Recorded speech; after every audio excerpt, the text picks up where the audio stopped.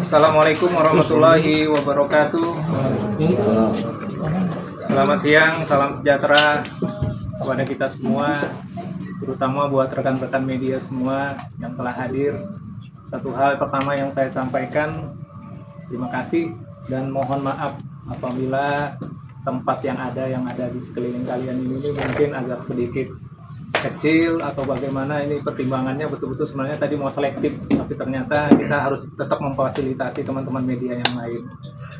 Jadi hari ini saya dan tim kuasa hukum akan menyampaikan beberapa hal terkait dengan gugatan cerai dan hak asuh anak yang diajukan oleh pihak RY.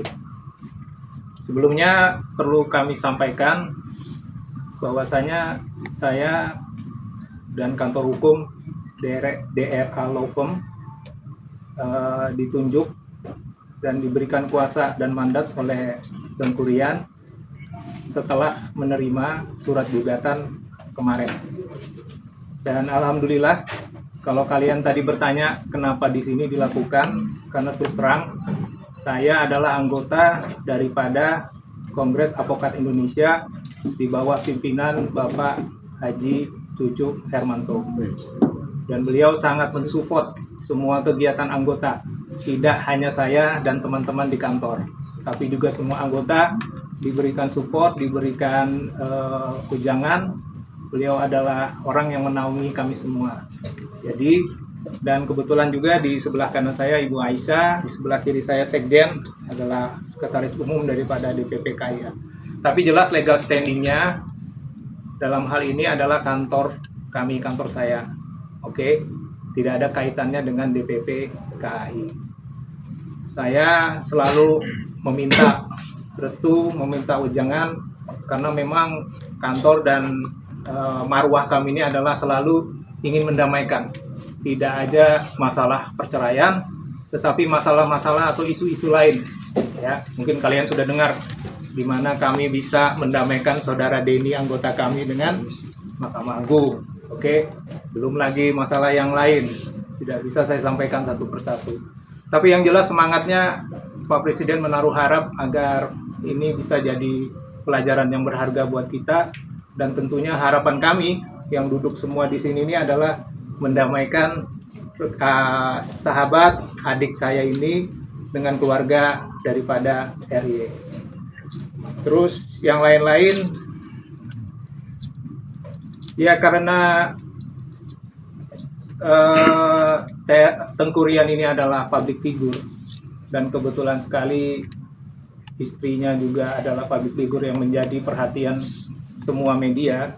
Jadi ada baiknya mungkin persoalan-persoalan yang menyangkut rumah tangga memang idealnya sih diselesaikan oleh pihak keluarga di internal sendiri. Tetapi terlepas daripada itu, Tengku Rian selaku suami tentunya setelah berupaya, saya pastikan telah berupaya dan terus-menerus coba berusaha untuk bisa berdamai, merangkul kembali, mengangkat kembali istri dan anaknya maksud saya. Terlepas daripada itu, keluarga baik dari pihak RY maupun dari pihak Tengku Rian juga telah melakukan beberapa cara untuk coba menengahi, memediasi, dan memang pada saatnya akhirnya keputusan adalah mereka berdua. Dan kalian juga tahu bahwa gugatan yang diajukan adalah dari pihak RY.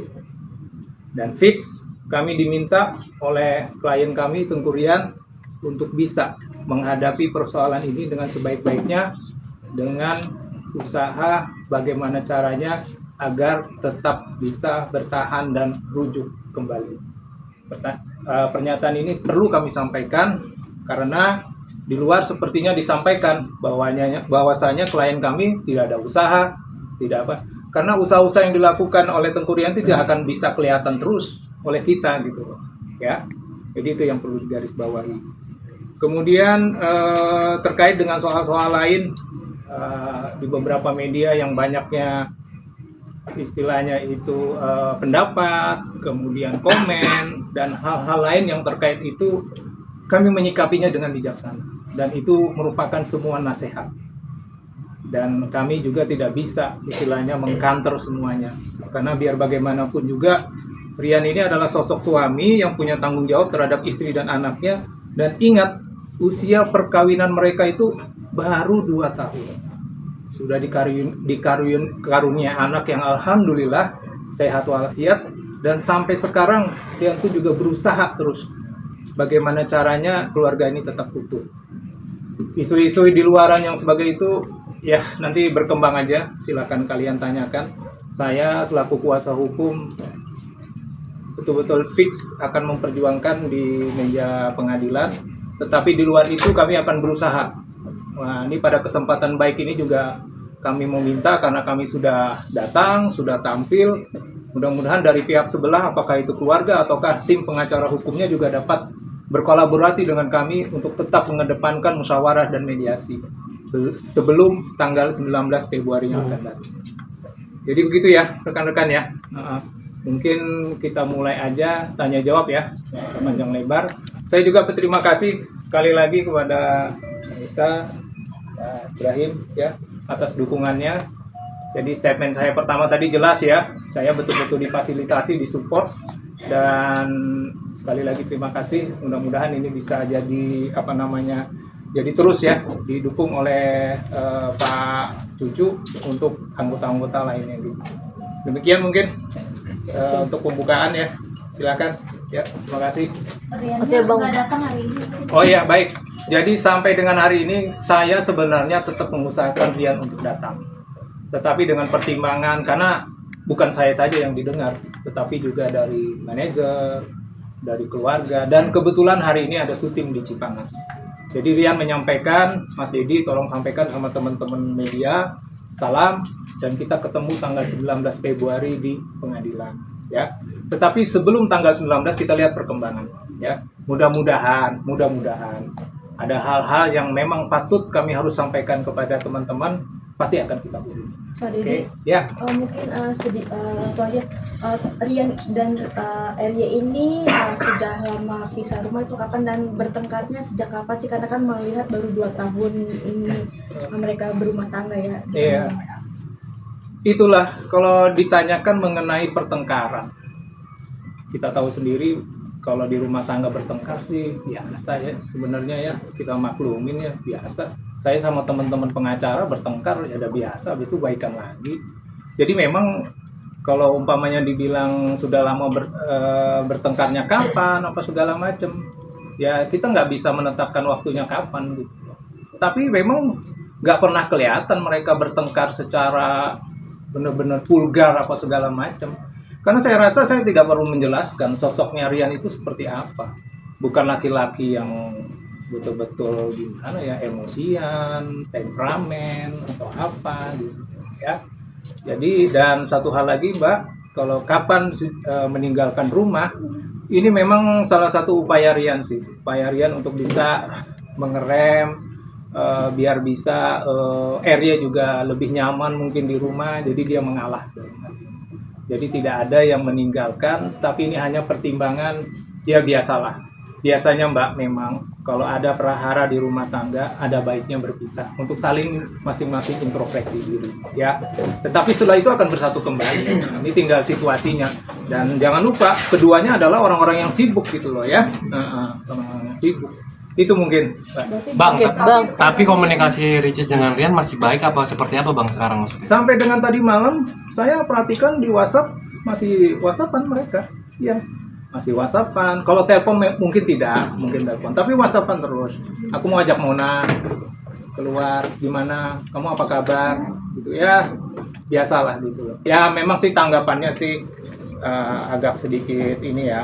Menurut saya sih ya biasa aja lah gitu loh. Kalau kita kan sama istri, sama anu kan, sayang di mana gitu ya kan. Ya itu hal-hal itu mungkin belum lah. Perlu waktu buat mereka berdua. Oke, Bang, terkait yang lagi happening sekarang yang nafkah batin itu seperti apa sih Bang, yang pernyataan dari kakak iparnya sendiri? Itu ya.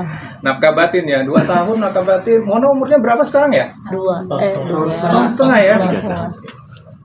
Ya, kalau nafkah batin inilah saya tuh mesti hati-hati nanggepin apa namanya yang di luaran ini, dianggurin setelah melahirkan, ya. Nah itu tuh mesti hati-hati kita. Khawatirnya itu bukan dari apa namanya hati yang paling dalam oleh RY. Jadi kata saya menasihatin Rian untuk lebih bijaksana menanggapi itu. Artinya kamu pun juga harusnya bisa wise, bisa bijaksana, bisa mengajak lebih pelan. Mungkin ya RY mungkin belum siap, mungkin untuk di ini makanya bicara seperti itu kan. Mungkin juga itu kode atau tanda-tanda gitu loh. Jadi yang jelas klien saya Rian menyatakan tidak benar bahwanya dianggurin. Karena kalau lihat dari jejak digital banyak sekali kebersamaan mereka yang perlu kita tanggapi dengan benar bahwasanya itu ya mungkin harus ditanyakan kepada yang bersangkutan kembali ya gitu loh. Itu lagi yang perlu digarisbawahi gitu loh. Jadi jangan diambil ujungnya aja gitu loh, dianggurin dan lain-lain gitu loh. Jadi nggak ada persoalan yang ini sih. Dan Rian itu sehat walafiat ya, nggak ada isu-isu diagnosa apapun ya gitu loh. Dan dia sangat menjaga kesehatan dia. Bang, jadi yang masih ada serumah gugatan cerai apa bang? Masih serumah. Kalau serumah sudah tidak. Dari kapan bang? Dari kalau Rian bilang sih setelah pulang dari umroh. Itu kapan itu? Desember, Januari ya. Sekarang baru Februari. Oke. Dari Rian sendiri ada nggak? Karena kayaknya dia lebih kamu besar gitu. Usaha apa sih bang yang dilakukan? Rian, tadi sudah saya sampaikan bahwasanya Rian selalu berusaha memberikan baju, membelikan pakaian, memberikan makanan, menanyakan dia di mana, segala macam gitu loh. Mengajak untuk juga bicara gitu. Jadi hal-hal yang sewajarnya lah yang dilakukan gitu loh. Tapi lagi-lagi karena dari pihak sebelah masih bertepuk sebelah tangan, tentunya effort dan usahanya Rian harus lebih giat lagi. Bang, Dan katanya nggak dikasih nafkah. Itu perlu saya garis bawahi, itu tidak benar sama sekali ya. Rian itu orang yang sangat bertanggung jawab dan menjaga marwahnya ya. Jadi tidak benar sama sekali Rian itu tidak memberikan nafkah ya. Sampai dengan saat ini baik rumah, ada 2 rumah malah yang dibeli saat ini itu semua artinya hasil bersama gitu loh, sama-sama dibangun gitu. Jadi ya saya nggak bisa menanggapi soal nafkah. Yang jelas Rian sampaikan dan Rian tuh memperlihatkan semua bagaimana dia memberikan nafkah itu kepada saya. Tapi ini cukuplah untuk konsumsi nanti di dalam ruang pengadilan gitu. Bang, tapi Rian sendiri curhat nggak sih bang soal Moana yang masih kecil jika ada perpisahan gitu? Curhat gak sama abang gitu? Kan apalagi anaknya masih kecil kan Moana ini. Baik Rian maupun RY tidak ada mempersoalkan mengenai Mona harus ikut siapa dan bagaimana. Karena ini adalah pengasuhan bersama. Walaupun secara kumulasi di dalam surat gugatan diminta oleh RY untuk hak asuhnya. Tapi itu biasalah, itu biasa. Dan sampai sekarang akses Rian untuk bertemu, untuk bisa membawa Mona keluar dan segala macam itu tidak pernah dibatasi oleh. Walaupun, nah ini mungkin yang sedikit kita sayangkan, semua izin dan apa-apa tuh nggak bisa langsung ke RY, selalu lewat manajer. Tapi it's okay, itu bukan satu problem. Yang penting Rian masih bisa bersama-sama dengan anaknya yang tercinta. Dan itu kita syukurin semua gitu ya. Bang, indikasi orang ketiga ada bang? Keluarga gimana bang? Indikasi orang ketiga bang? Indikasi orang ketiga. Siapa yang punya orang ketiga? Hah? Ayo, Ikut campur keluarga bang mungkin? udah satu-satu dulu.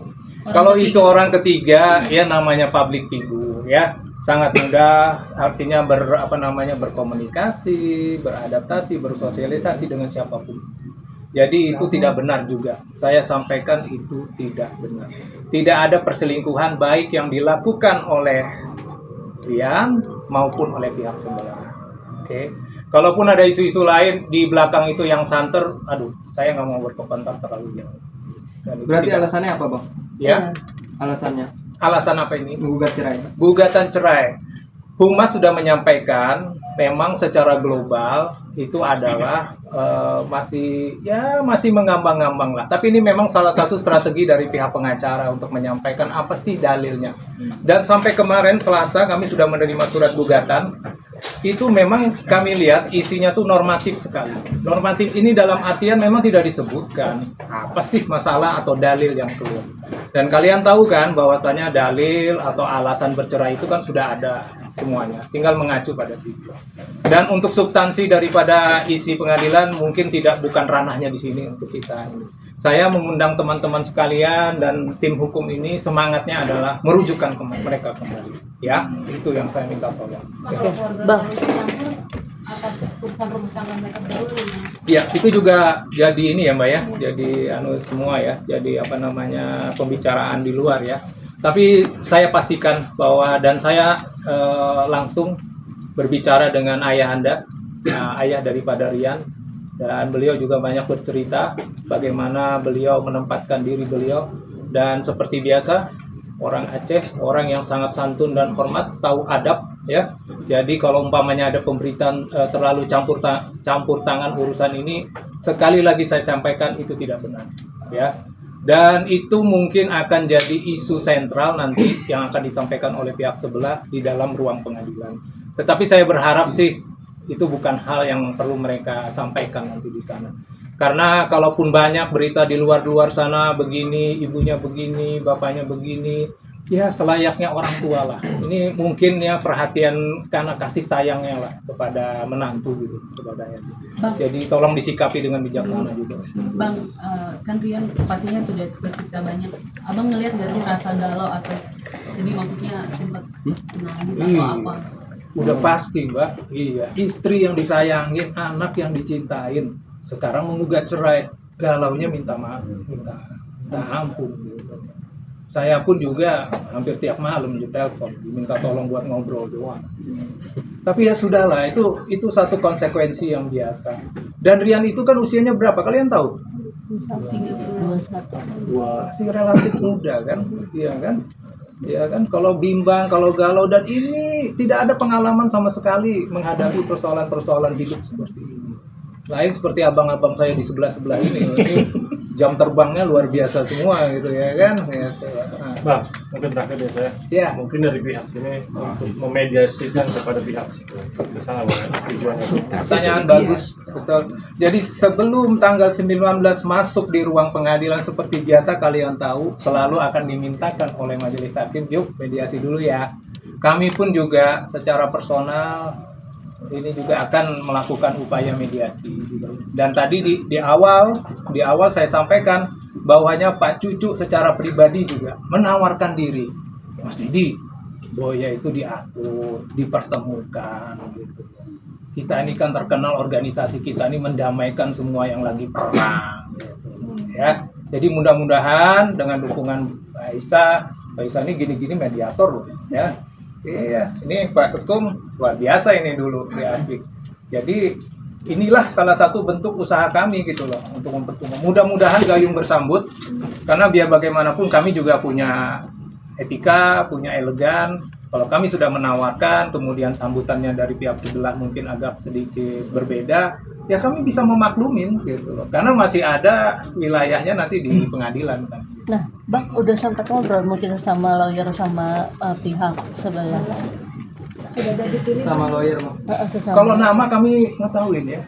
Tapi kalau nggak salah, kalau salah ini tim daripada Desta sama Natasha dulu kan. Iya. Gitu. Jadi kami sampai sekarang ini dan tolong dibantu ya teman-teman wartawan kalau punya nomor telepon atau apanya bisa diberikan kepada kami. Karena memang sampai hari ini kami hanya tahu nama dan belum menghubungi secara personal. Bang, Rian sendiri untuk keluarga besar Ricky sendiri apakah Rian mendapat mungkin dicuekin sama kakak-kakaknya Ricis atau justru malah sebaliknya mereka keluarga Ricis mendamaikan antara dua belah pihak? Oh iya, itu udah pasti. Keluarga Ricis itu keluarga yang sangat mengerti soal agama. Dan itu memang faktanya Mbak OSD itu melakukan. Gitu. Beliau menjembatani, ya, mempertemukan, mencari solusi, dan segala macam. Dan itu kita nggak pungkirin dan sangat kita hargai dan terima kasih lah atas yang dilakukan oleh saudara ya, berarti ya OSD itu berarti kakak ya, kakak langsung gitu. Mungkin kemarin umroh kemarin Rian sama Ricis mungkin berdoa agar bisa guyup gitu kan, dan akhirnya terjadi gugatan veteran ini, mungkin seperti apa sih? Kalau lihat ceritanya sih ya memang tujuan daripada pergi ke Mekah itu kan dalam rangka itu biar mereka juga bisa mendekatkan dan mendapatkan jawaban yang ini. Soal mereka kembali akhirnya dari pihak sebelah untuk memutuskan, walau kita nggak bisa prediksi. Dan ingat sampai sekarang Rian adalah suami sahnya Ria Ricis. Oke. Mungkin mengulas sedikit nih, waktu mereka awal menikah gitu kan ada perjanjian pranikah gitu kan, mungkin ada pelanggaran nggak sih sama perjanjian pranikah Itu dia Mbak, tolong bantu saya ya kalau ada pranikah. Soalnya pemahaman kami di sini pranikah tuh harus tertulis, notarial, apa segala macem ya. Kalau kalian punya lembaran itu, tapi rasanya nggak perlu. Karena kami kuasa hukum ini memastikan bahwasanya tidak ada perjanjian pranikah. Oke, nah, jadi jangan di anu ya. Kalau pranikahnya janjinya akan pulang ke kampung apa segala macam, itu semuanya lisan disampaikan. Oke. Bang, mungkin terakhir ada kekecewaan nggak sih Bang mungkin dari Rian karena masalah rumah tangganya tadi, masalah nafkah batin itu tersebar gitu. Ada kan oleh kakaknya sendiri bisa dibilang kan ini kan kakak iparnya sendiri. Rian ada cerita kecewa atau gimana sih Bang ke Abang pribadi? Saya sangat respect dan menghormati pendapat dari kakak iparnya Rian ya. Siapa ini namanya OP ya kalau nggak salah ya. Tapi lagi-lagi saya nggak mau terlalu ini. Yang jelas kami aja pengacara dan kami pasti akan berusaha mendamaikan. Dan kami mengharapkan orang-orang di ring satunya Rian dan RY ini mestinya melakukan hal yang lebih lagi untuk mendamaikan mereka. Ini kakak ipar langsung loh ya. Dan jangan lupa dan jangan inilah maksud kami, jangan membuat sesuatu yang menurut kami itu malah bisa membuat mereka lebih renggang gitu loh. Tapi beliau melakukan itu atau menyampaikan itu mungkin ada alasan. Jadi saya rasa tidak perlu kita perpanjang. Yang jelas Rian sangat menghormati dan Rian langsung artinya mengkonfirmasi dengan beliau, dan beliau pun juga ya walaupun tanggapannya agak sedikit berbeda ya dengan RY maupun dengan istrinya gitu loh. Tapi sudahlah, kata saya itu nggak perlu diperlebar karena biar bangkaian itu semuanya berproses gitu. Bang, nanti pada sidang pertama ntar Rian dipastikan datang nggak sih Bang? Ya. Pasti ya, kami pihak tergugat dan satu catatan Mas, namanya kita digugat dan kita ingin mempertahankan, kami akan datang. Kami menghormati pengadilan dan kami menghormati keluarga. Baik ya. Dan kami mengharapkan tiap hari juga, karena mereka ini kan pekerja seni. Ada jadwal syuting, ada jadwal, dan itu tidak mudah ya untuk mendapatkan izin. Jadi sekali lagi kami sampaikan, mudah-mudahan bisa klop nanti waktunya tanggal 19 seperti biasa. Hanya datang pada saat itu, langsung menghadap ke majelis, langsung masuk ke ruang mediasi. Mungkin akan ada sedikit seperti biasa wawancara dengan teman-teman. Setelah itu kita lihat lagi lah perkembangannya. Ya. Siap. Anniversary udah ada jawaban Bang dari Rian anggotanya ya. Anniversary ya. Artinya gini Bang, si Ricis mengatakan kalau maksudnya dalam pernikahan dia itu banyak settingan, dia yang atraktif lah, banyak yang mengupayakan dia. Ada tanggapan dari Jangan setting-setting. Gitu ya. Saya nggak bisa berpendapat apa-apa ya soal itu ya. Ini masalah uya-kuya seperti itu ya, bisa contoh ya. Iya. Iya lagi. Itu dia masalahnya itu ya. Tapi yang jelas itu untuk kebutuhan konsumsi media sih ya. Jadi istilahnya kalau boleh saya meyakinkan itu tidak benar sebenarnya. Bang, kan tadi katanya Rian ingin mempertahankan rumah tangganya ya, sementara udah bisa rumah gitu. Usaha apa aja sih yang dilakuin Rian supaya sebelum akhirnya masuk ke ruang sidang tuh bisa duduk lagi gitu? Mau kembali ke rumah Mas, tapi rumahnya kuncinya nggak ada. Jangan dia harus piahkan kuncinya betul-betul nggak ada, jangan ya. Jadi mesti pintar. Rian itu masih bisa masuk, masih bisa jemput Mona. Itu artinya apa? Artinya ya sebenarnya nggak mau bersama-sama aja gitu. Karena kan juga Arya juga banyak kesibukan, masih keluar Rian juga seperti itu, ya kan. Jadi kalau ditanya lagi sekali lagi apa usahanya sampai sekarang, Rian dan juga meminta kami selaku kuasa hukum melakukan pendekatan-pendekatan secara profesional dan profesional baik kepada tim pengacara ke depan maupun kepada pihak keluarga. Tapi pelan-pelan ya Mbak ya. Ini persoalan-persoalan ini mesti dengan hati Mbak melakukannya ya. Nggak boleh gerasa gerusu. Oke? Berarti Mas masih Rian dalam ini upaya Bang, ya bang. bisa bertemu Moana itu seminggu berapa kali? Setiap hari. Setiap hari ya. Berarti udah nggak menerapkan yang sistem 4 hari itu ya Bang? Kan dulu pernah tuh Bang. Saya baru dengar dari Mbak. Ada dengar nggak teman-teman? 7 hari kan? 7 hari. Oh, 7 hari. Nggak dengar. Ya maaf. Saya nggak bisa tanggapin yang 4 hari. Bang, Bang, kalau ini baru bulanan banget. Ricis masih terus ditransfer ya? Masih dong ya. Saya nggak mau kasih tahu jumlahnya lah, tapi bukti transfernya ada dengan saya. Lihat dong Bang. Ya. Oke, Bang ini Nggak boleh itu, nggak boleh. Tapi yang jelas saya pastikan nggak ada tuh yang tidak memberikan nafkah ya. Tapi dia ricisnya kurang nggak Bang? Kalau bilang Nah itu dia Pak. Kita ini relatif kalau soal-soal begini dan sensitif gitu. Tapi alhamdulillah insya Allah cukup lah ya, cukup sekali insya Allah. kerjaan Rian sendiri Bang mungkin sekarang selain public figure apa? Tunggu tanggal mainnya ya, film dia sebentar lagi keluar. Ya, oke, doakan. Buat pembuktian kalau dia nggak jadi yang dia dibilang 12 Oh jobless.